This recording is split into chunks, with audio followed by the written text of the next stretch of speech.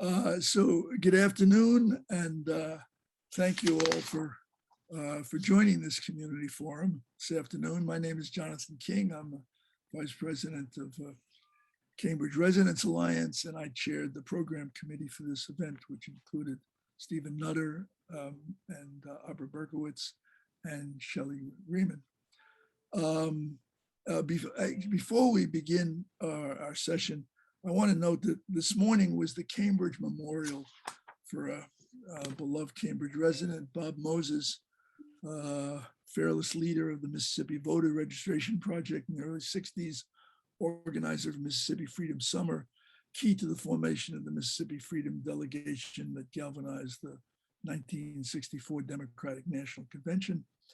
And then later in his life, he was the founder of the Algebra Project, which raised up math education in Cambridge, Boston, and actually around the country for Black and underserved students. And they had a very moving memorial this morning and a march through the port with a band. Now, and he and his wife, Janet, who's still around, and their kids are still around, they've been a pillar of Cambridge civic life, as many of you know. Now, Cambridge continues to bring forth civic leaders, and we are happy to have leading off this afternoon's forum, Quentin Zondervan, longtime force for Greener Cambridge, currently on the city council and pressing forward in that, but he was a leading advocate long before that. So Quentin, take it away, set the stage and the context for us.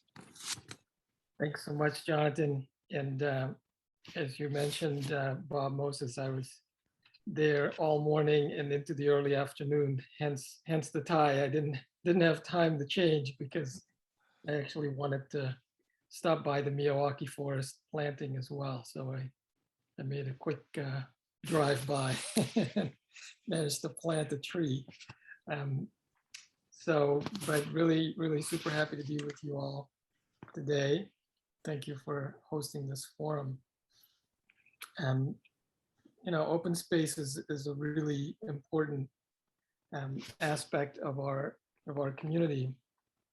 And for me personally, I grew up in the rainforest in South America and just had an incredible abundance of access to nature and open space, and didn't realize that until I came to the US as an immigrant when I was 15 and saw how urbanized the US is by comparison. And of course, when I moved to Cambridge 30 years ago to study at MIT, realized how even more intensely urban this area is because it's been urbanized for so long. So when I was specifically involved in Cambridge, one of the first things I did was join the Climate Protection Action Committee back in 2008. And I asked the staff, what are we doing about adapting to climate change? Because it's already happening. And they said, well, we're really not working on that. And I said, well, that has to change. And so I started advocating for what became the climate vulnerability assessment. And now that's being used to create the climate resilience planning. And the two main threats that were identified in that study to Cambridge are flooding and heat. And as it happens, of course, both of those things are exacerbated by all the concrete and asphalt in our city and mitigated by more open space. So there, right away, we saw that there was a great need for more open space to adapt to climate change. In 2011, I took over Green Cambridge, and one of the first things that we did was an open space study because we realized that there hadn't been one in many decades. And not surprisingly, of course, what we discovered was that we were way below average in terms of open space per capita for cities in our region and across the country. So again, there was a clear identified need for more open space. But what happens in our city, because we are simultaneously facing a housing crisis, is that because of the scarcity mindset, the fiscal conservative approach, we are presented with a false dichotomy where we have to either choose between more open space or more housing, and generally speaking, housing wins out. And that is a false dichotomy. Obviously, we can have both things, and we need both things, right? We need housing and we need open space. And if we just put the entire city into a big apartment complex with no open space, nobody want to live here. So we have to do a better job of balancing those two things. As part of the work at Cambridge, we also discovered in 2016, 2017, that we are losing our tree canopy, that it was actually declining. And it took some work to convince the city, but in 2019, they did their own study and confirmed our results. And that work and the advocacy from that led to the tree protection ordinance being updated, which we just accomplished this year in the council, to provide much greater protection to our tree canopy, including on private property. Over the last 2 terms that I've served on the council, I've been able to work on many different aspects of open space, including specific parks and making improvements to specific parks, advocating for new open space, new tree plantings. Just to give one example, walking around with David, our forester, in Green Rose Heritage Park a couple of years ago, and pointed out that we could have a lot more trees in that park without reducing lawn space, which people also enjoy. And sure enough, they were able to plant a couple of dozen additional trees in that park. So there's lots of opportunity for more tree planting. And what is really exciting to me is that the city is really starting to buy into some of these concepts. And today was really a very special day because we planted the first Miyawaki forest at Danny Park. In fact, those plantings are still ongoing right now. And as I mentioned, I'm just back from a quick visit myself. And that's really a very different way of thinking about how we do eco-restoration in our city, and how we utilize trees as a forest rather than as individual items in a park. So that's very exciting to me to see that work. And the other aspect of it that's really important is to do more environmental justice.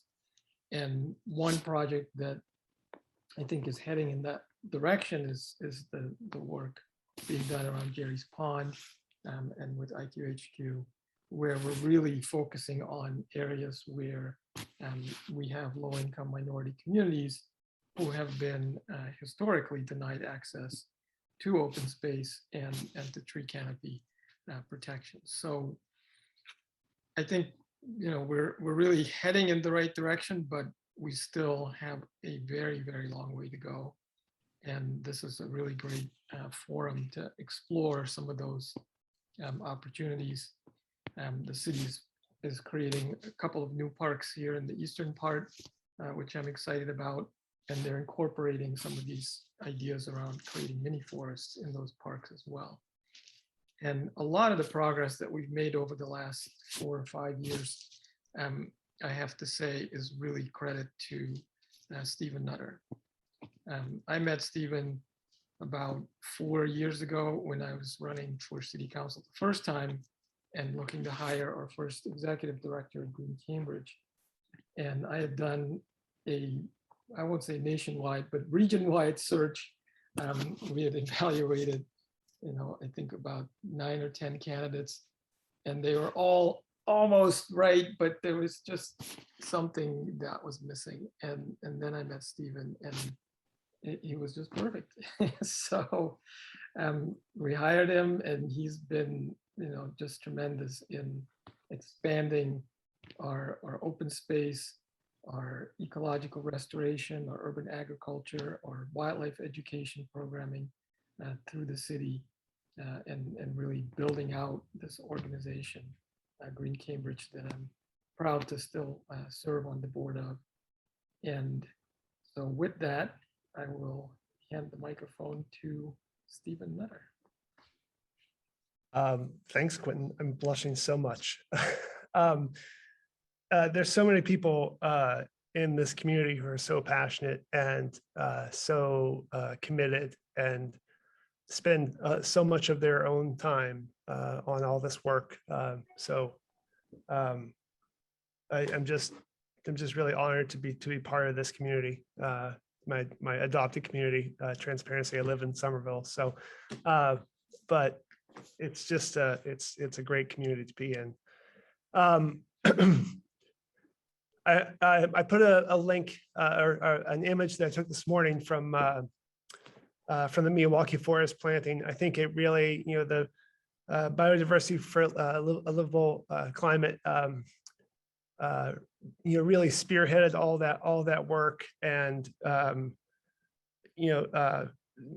Paula there and all the others, Maya and was really able to just within the course of about a year or so, kind of convince the city and many people that it was a really cool idea and something to do, and it happened, and it's the first one, and I hope there's a lot more because there's space for those sorts of things. At the same time, I wanted to highlight just two other things. So Isabella, who is the program coordinator for Green Cambridge, is going to be timekeeper. She'll give all of the panelists the 1 minute warning. So when you hear her say 1 minute, then please wrap up your comments. I also want to say that sort of echo what Quentin has said, in that the city government and the planning department and DPW are really this stuff is really high on their agenda as well.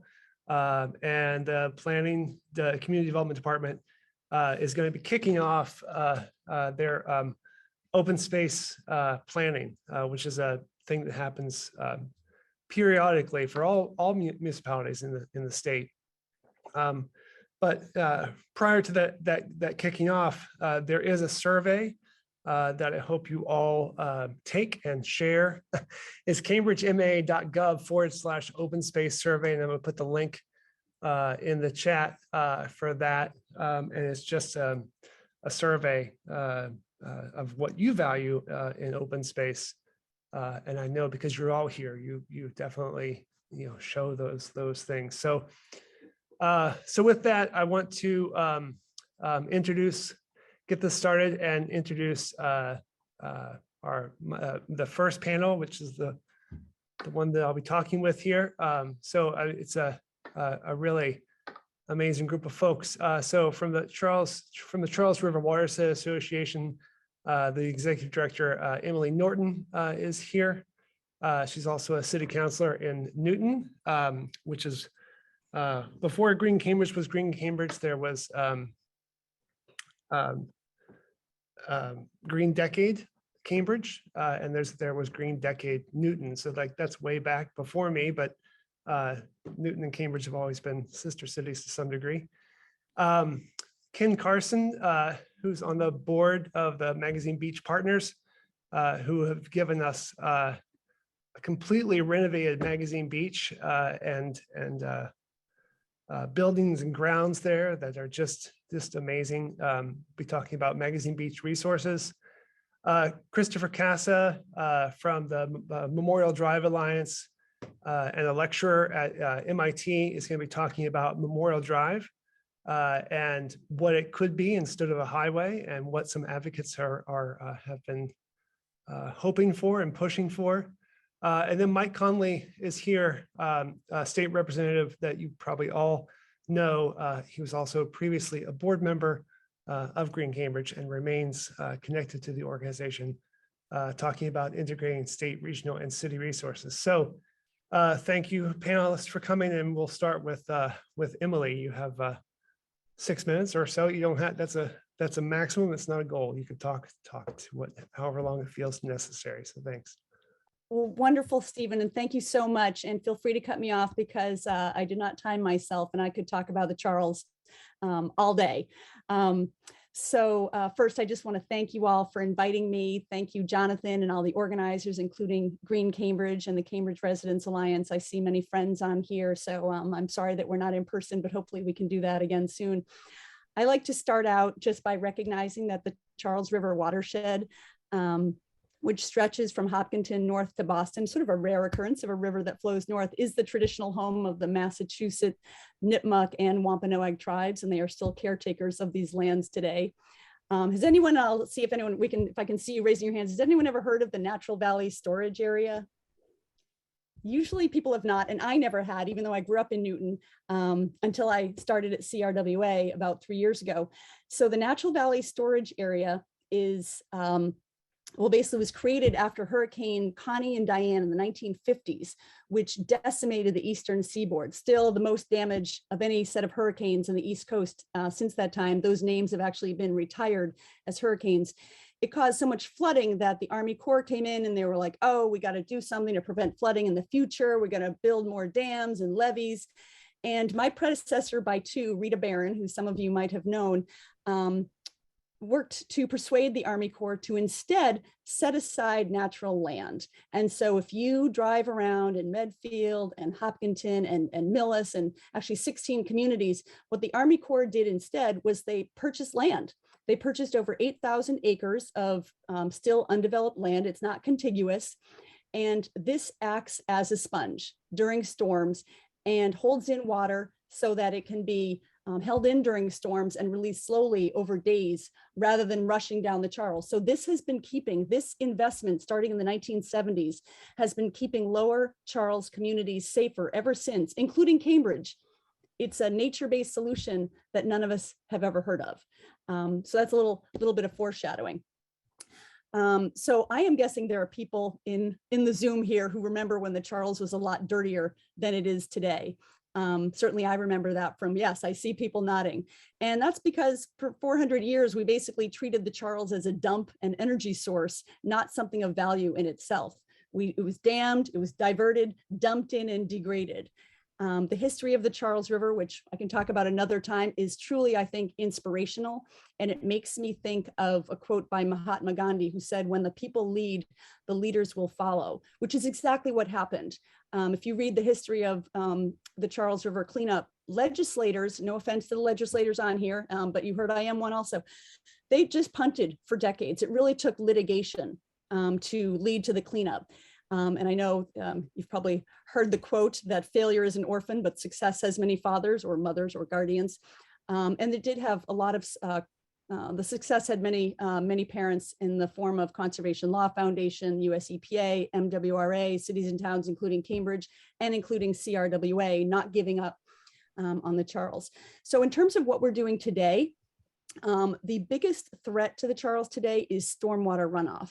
So basically when rain falls on a road or a sidewalk or a parking lot or a building, carries all that crap on that impervious surface, gasoline drips, fertilizer, pet waste, trash, etc., carries it straight into the storm drain, straight into the river. It is not there's no treatment first. I don't know if anyone know the definition of a watershed. I won't make you shout it out, but basically what a watershed is when rain falls, it's whatever water body it eventually ends up in. And for the Charles, the watershed encompasses 35 cities and towns from Hopkinton all the way to Boston, as I said. But it only flows directly through 23 cities and towns. So what this means is that, for example, when rain falls in Holliston, the Charles is not even in Holliston, but pollution from a road in Holliston floats by you here in Cambridge.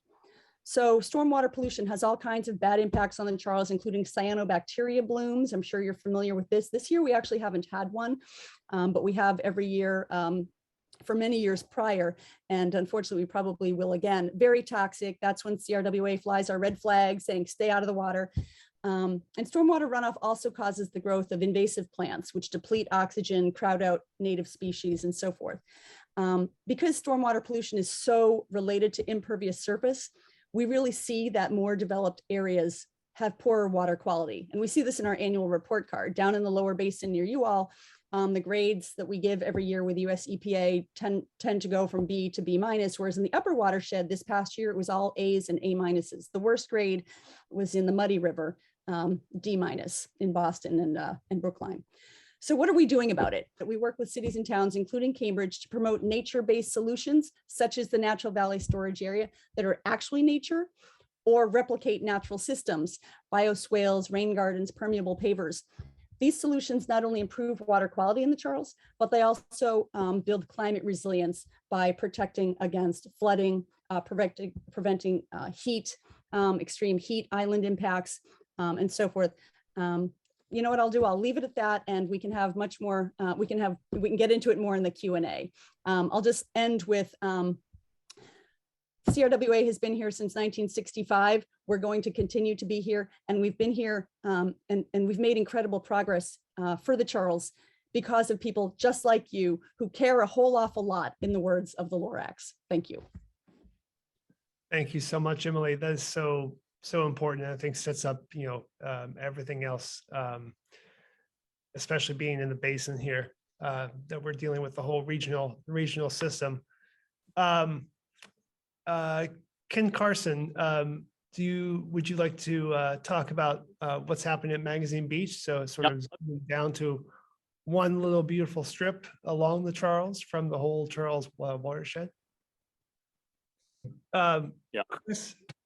Chris Cassa, if you would like to take this spot here, and thank you. You seem to got that going, so that's awesome.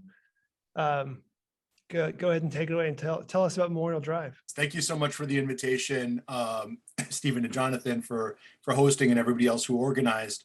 I just wanted to tell people a little bit about Memorial Drive Alliance, which is something that I've joined somewhat recently, but has been around for the past few years. Originally started by Elena Saporta and Alex Oriema. The goal of Memorial Drive Alliance really is to figure out if there's a way for us to rethink and reimagine the parkland that's along the riverbank, which is one of our real amazing assets and gems in Cambridge. And so we have a website, Memorial Drive Alliance, where you can sign up for announcements and updates. But before we jump into that, I wanted to say, one of the things that we hear a lot is, but we need this as a highway. People use it to do regional commuting. And it was actually originally designed as a parkland before the first car was ever developed or designed. And I think that's important to reflect on a little bit, that there is this beautiful parkland that was designed to have a carriage road to access it. And I know I'm not living in the 1800s. I'm not in denial that people need to get to work. But I think it's important for us to consider that these parklands were actually actively designed and not treated as a highway. In fact, we've done a lot of work in the past as a community. In 1964, for example, when the MDC, now the DCR, tried to get rid of all of the trees along the Cambridge riverbank to make a broader highway, people fought back, and really there was so much activity around that and the extension of the highway to protect this neighborhood asset that we have, even if it's kind of busier than it ever has been before. In the 70s, activism led to a broader parkland that was open, this riverbank park, a riverbend park that's open on Sundays and now also on Saturdays. And this is such a great community asset that we have, and we really want to kind of see what we can do to extend it, because it brings people out to the river and along the parklands. And so the evolution of the riverbank has really started kind of in earnest in the modern era in the late 70s. And I know Dennis Carlone is on the call, who has been so influential on all of this, basically to rethink how we can have riverland and make Mem Drive better. And there have been really three major chunks of that. So phase one, there's this master plan for the Charles River Basin that was designed in 2002. Phase one narrowed Memorial Drive near MIT and replaced fencing. And it was a relatively inexpensive project by today's dollars, and it basically took back about 15 feet of parkland along the riverbank there. And phase two separated that into and restored it into a multi-use path. And this is one of the greatest examples of, if you build it, people will come. because that Riverbend Park was, that riverbank was really not that used. And now it is busy. It's filled with people who are running and walking and enjoying it. Tourists who are able to see the city and decide to move here and spend their money here and enjoy the city and think of Boston as a beautiful place to come, and Cambridge is a beautiful place to come. Phase 3 started as a set of proposals that the DCR has had some sessions on between the BU Bridge and Mount Auburn Hospital. And, you know, sadly, present day in that area is really just a highway. It's not, there's very, very little riverbank. In fact, in some places, there are only a few feet of places for, you know, paths for people to walk and run, and the quality of the paths is very poor. And so we've highlighted some of those here. People know them, I'm sure, who are using the river, especially near like Trader Joe's and Micro Center, and of course, as we'll hear about soon, near Magazine Beach. The paths are particularly bad, but the DCR did, you know, they repaved that whole area during COVID for the cars, but nothing has been really done in earnest for everybody else who uses that parkland. And so we're pushing, during this phase 3 process, by the way, there are thousands of public comments made in sessions, and over 1,000 public comments made in the sessions, and they're all pushing for things like improving the size and the quality of the paths, increasing physical separation for bikes, restoring peaceful parkland, reducing the speed and the primacy of the car, and protecting the natural tree canopy. So we have 2 big goals. The first is to restore the peaceful and safe parkland, which is by, you know, we want to achieve this by putting Memorial Drive on a road diet. We want to push down to 2 lanes wherever possible. Road diets don't create traffic. They help traffic flow better and more safely. 1 minute left. Thank you. And so we really want to, you know, use this to actually align vehicle speeds down to the Cambridge speed limit and provide safer crossings. The second major goal is to reduce the natural beauty, restore the natural beauty of the parkland and the riverbank by restoring the Sycamore Alley, as well as the tree canopy that's been dwindling there, unfortunately. The advocacy timeline is pretty impressive. Just this started in 2019, and we have a lot of groups on board. If you represent a group, we'd love to hear from you on the webpage. To be able to join and sign on. We have you know, really been pushing into neighborhood associations, business associations, community associations in Cambridge to try and really make this a broad thing and understand what everybody needs from Memorial Drive. So I'll end there and just ask, you know, please check out memorialdrivealliance.org. I'll drop it into the chat. And at the bottom, we have a little join us page, and you can sign up as a person or as an organization. Thanks so much, everybody, for your time. And I hope to learn more about everyone's vision here. Thank you so much, Chris. And thank you for spearheading the work of the Alliance there. It's so important. And we kind of, with COVID, those public meetings stopped, and we, you know, things kind of changed course a little bit, but the ideas and the need for it definitely does not change at all. I'm here because the true fearless leader of Magazine Beach Partners, Kathy Zusi, has many other commitments, and today she is heading a fundraiser for St. Augustine's Church in Cambridge, and so I'm filling in for her. And the park is 17 acres on the river, and obviously the fact of its being on the river is one of its major selling points. And the physical plant as we see it today has a number of features which are new to, would be new to someone if they hadn't visited in a few years. And starting at and basically the park stretches from virtually from the BU Bridge almost up to around Trader Joe's, past the Riverside Boat Club. And at the BU end, there is a new kayak and canoe launch point with an outlook, which is a very nice place to experience the river from, whether you're going out on a boat or not. And there's an improved pathway that goes along between the river and the playing fields.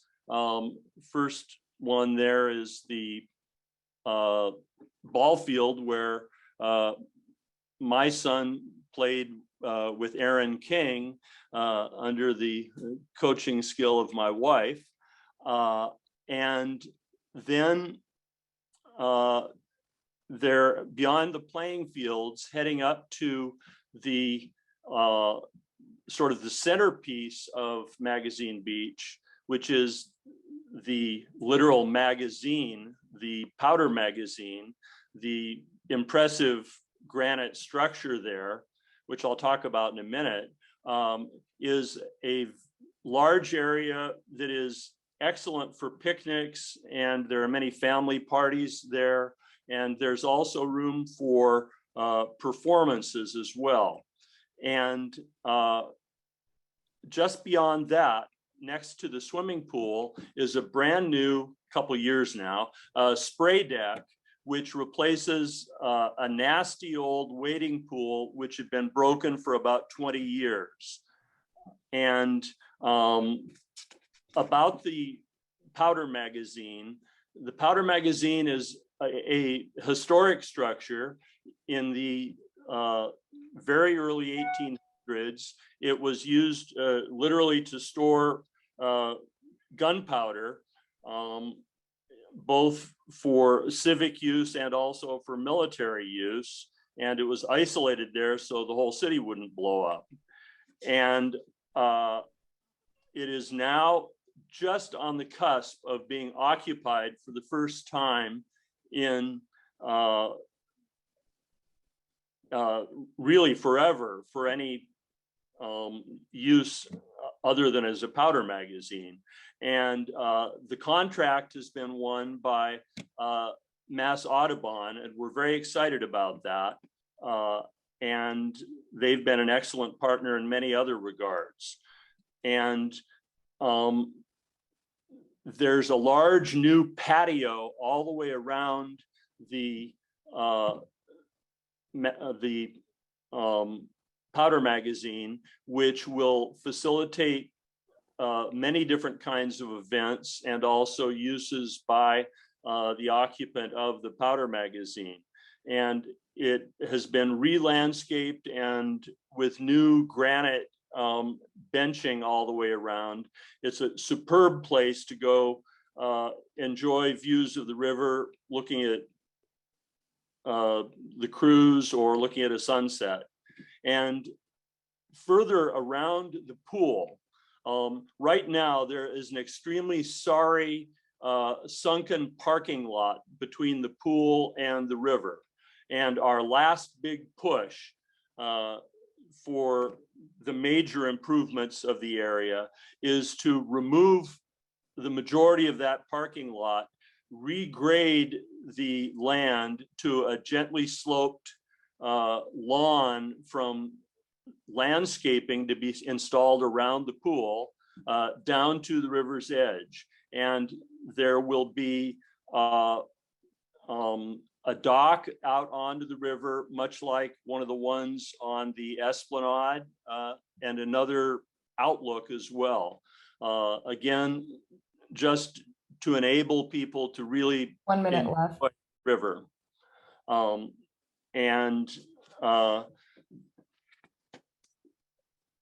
Then in addition to just the informal activities that go on in a park like this, and also the sporting activities on the playing fields, which are coordinated through the city of Cambridge.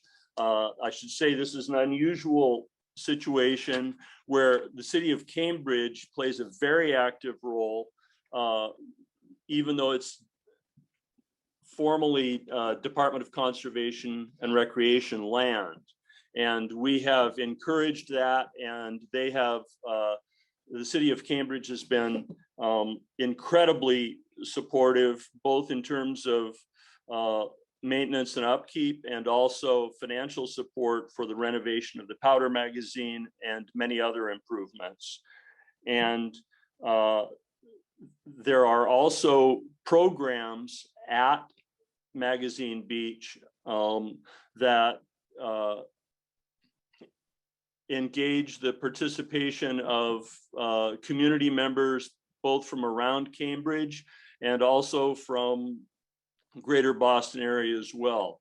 And some of those, are music programs, yoga, educational programs for kids, lots of summer programs for kids, when school's out. And I would like to wrap up by thanking our partners in many of these efforts, which include this CRWA and also the Charles River Conservancy and Mass Audubon and city departments as well. Thank you. All right, thanks so much. Thanks so much, Ken. There's so much. I really encourage you all to get out to Magazine Beach. There's the granite sort of stairs that lead down to the river is one of the best places to watch a sunset, and just really amazing. And I think it's great. Thanks for highlighting the coordination with the city too. So much of our open space in the city is owned by the state, either between the AOI Reservation or Memorial Drive and some other places. So to speak to that and the coordination between those things, and also just advocacy and all kinds of other stuff is our state rep here, Mike Connolly. Thank you, Mike, for joining us today. Thank you, and good afternoon, everyone. It's a glorious day in Cambridge. I just returned from the memorial and celebration for Bob Moses, and it's a delight to be here with you to talk about these issues. And want to start by saying, first and foremost, thank you to Stephen Nutter for the incredible stewardship of Green Cambridge. And the topic I've been delegated today is integrating state, regional, and city resources. And as I thought about this a little bit, I think the key to integrating these resources, first and foremost, is collaboration. We have so many committed public servants. I see Councilor Carlone here. I know we heard from Quentin earlier. When we have elected officials and advocates working at the same table, pushing for our priorities, we usually make progress. But the even tougher part of that integration, I don't think, is collaboration. I really think it's about public investment. And this is a topic that I've really hammered in my time on Beacon Hill. And if you've heard me talk about the state budget, I'll often talk about how we have had an ongoing program of austerity in our state. And what happened in the Commonwealth of Massachusetts is about 20 years ago, we had across the board tax cuts for corporations, tax cuts in terms of investment income, tax cuts in terms of regular income. And where we are today, we have a flat tax in Massachusetts. That means that the person who's flipping cheeseburgers at a fast food restaurant is taxed at the very same rate as that billionaire who's trading on the stock market. And the result of that austerity, you've heard it, I think, in some of the things that we heard from Emily Norton. For example, when we have heavy rainfalls, we have these things called combined sewer overflows, where raw sewage literally is dumped into the Charles River and flows into other places. Fortunately, we did pass a law just recently to create more notice around these combined sewer overflows. But of course, I think we need to make big public investments so that we can improve our systems. And that's not just in water, it's also in things like transportation. Even if we have wonderful parks, if you're breathing in ultra-fine particulate matter, which is the case, by the way, up at Foss Park, which is in the Somerville part of my district, that's the largest open space in the city of Somerville. Somerville's the densest city in New England. And it's a giant park next to a highway. And because our state has failed to invest in public transportation, you also see those same issues of traffic impacting the quality of life in Cambridge. You know, as Jonathan King has pointed out, you know, a kid in the port who's trying to get over to that wonderful open space over by Danahy Park. Well, these days, the traffic coming out at Kendall Square, it might take you an hour to make it over there around rush hour. And so that's where the integration comes in. It comes from public investment. If we make public investment, we can fund affordable housing, and that speaks to environmental justice. You know, we have made a great step forward with the Green Line extension, but the truth is, what we've learned is, since the Green Line extension was announced, and since that project has moved forward, it is driving displacement. And so we're not achieving environmental justice because we're not thinking intersectionally.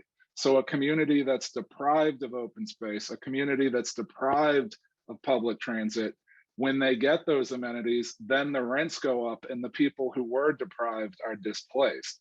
And so, and you know, in the 2 minutes I have left, I'll talk a little bit more about this public investment. But you know, I often, you know, I love the Charles River. To be fair, the state resources relative to open space generally aren't in the Cambridge part of my district. So Magazine Beach is something that Rep. Jay Livingstone has worked tirelessly on. You know, I have very few sort of Cambridge areas that are relative to DCR. The North Point Park is one of them. But, you know, sometimes I love walking around the Charles River. I do it almost every day. And sometimes I sit back and I say to myself, you know, if we were planning this community today, would we stop to make the Esplanade? I don't think we would. You know, I think there would be greedy developers there telling us we need half a loaf instead of getting the whole loaf. So we have to go back to those wells of, you know, history that really started conservation here in Massachusetts. If you go through the history, you'll see the concept of land conservation was a concept that was born here in Massachusetts. In the final minute, I'm crazy for even attempting this, but I'm going to attempt to share my screen. Here we go. I want to take you real quickly into some budget figures. Mass DCR is an enormous organization. Here are all the things that Mass DCR tries to do. I'm just going to scroll through, you know, everything from golf courses to floodplain management to ice skating to kayaking. Here's the conservation recreation budget. It's $103 million. My friends, that's not very much money for the mission that DCR has. And if you see this over time, what you'll see here, this is adjusted for inflation. The yellow and the blue all got folded into blue when DCR was created. But what you'll see in real dollars is, you know, these lines really haven't changed much over many years. I'll show you one more quick one, and I know my time is over, but this one's even better. If you take a look at this, you know, this is showing us 20 years of environmental and recreational investment in the Commonwealth of Massachusetts. If you go all the way back 20 years ago, you'll see the line is right up here. And then you'll see as recessions hit, it's gone down. And essentially we've been flatlining right here. What we need to do is tax the very wealthy. We need to tax big corporations. We need to get this line way higher. And we have to make those intersectional investments in preserving our open space, in our water infrastructure, in our transportation infrastructure, and in affordable housing so people can actually enjoy all those wonderful amenities. So thank you for having me, and look forward to continue to do this work in partnership with all of you. Thank you so much, Mike. That was really great. And for highlighting all those things. I just, when you brought up the budget for DCR of $100 million, I just happened to Google the budget for Central Park in New York. It's $74 million for one park versus the entire state of Massachusetts. So you're so right. We're operating on a shoestring. I mean, I can't get mad at DCR, you know, Sure. Bless them for trying to do this job. I'm mad at Governor Baker. I'm mad at legislative leaders who tolerate it. Sorry for interrupting. No, thank you. That's, I think it's the important point, because that's where it comes down to, is like, where are we investing? We can have all the passion in the world, which we do, it's definitely there, but if we're not investing in it, we're not going to move the needle. So I just want to open up the floor to anyone else who has questions or wants to bring comments or things for a few minutes. Well, one thing I want to do is underscore what Michael said about Jay Livingston's support for Magazine Beach. He has been an invaluable partner in getting DCR's attention, which is obviously stretched thin.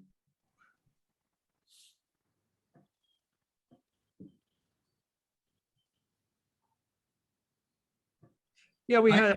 I want to add that you don't want to get Mike mad, so we need to write the governor and demand that the budget be restructured, or all hell will break loose. I have a question, Mike. Did we ever look at the benefits of those investments? Because clearly there's so many between mitigating heat island, between so many different positive influence on people's public health. Does that ever get calculated in the calculation of how the dollars will be spent?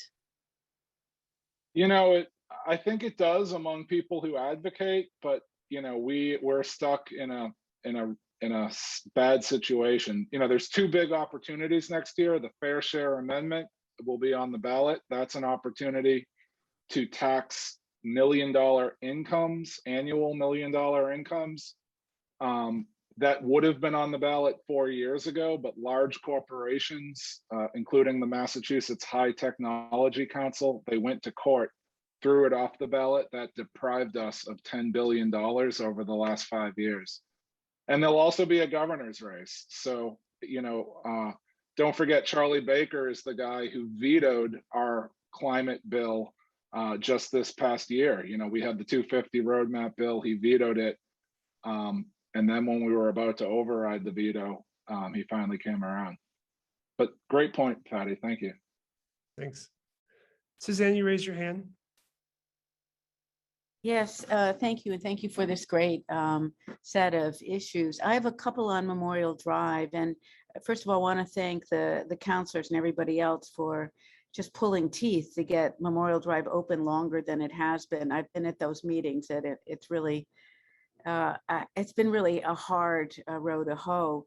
And wondering if there are ways that we can open Memorial Drive, even if we can come back at this, opening it to pedestrians, bicyclists, runners, roller bladers, all the way down to MIT, and further that way, on the one hand to the east, and on the other hand, keep it open all year round, because I'm a runner and I just love it, but it's packed. And I think the more we can lay claim to it on weekends year round, there are really only 1 or 2 days when it's not viable for all of these activities. So that's one question. Another is getting a route that goes from Memorial Drive over and around Fresh Pond up to the running biking path toward Concord would be a really great, I think, priority as well. And that may be in play. And then thirdly, I love the music in Magazine Beach, but I had heard that up more west, we can't have music because there are deals that have been struck with MDC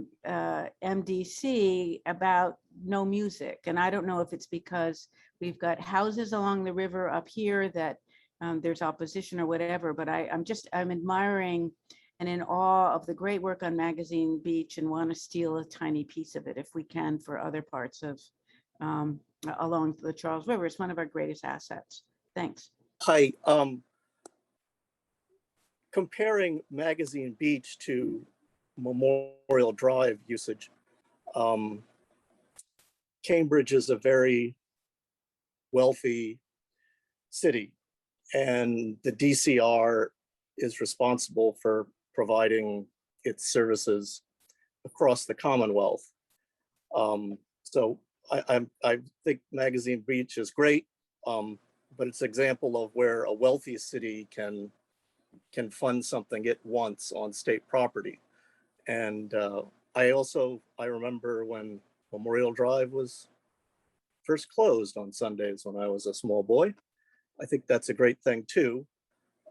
My question is, if the city is going to pressure the state for more usage on Memorial Drive, is the city prepared to kick in money for that?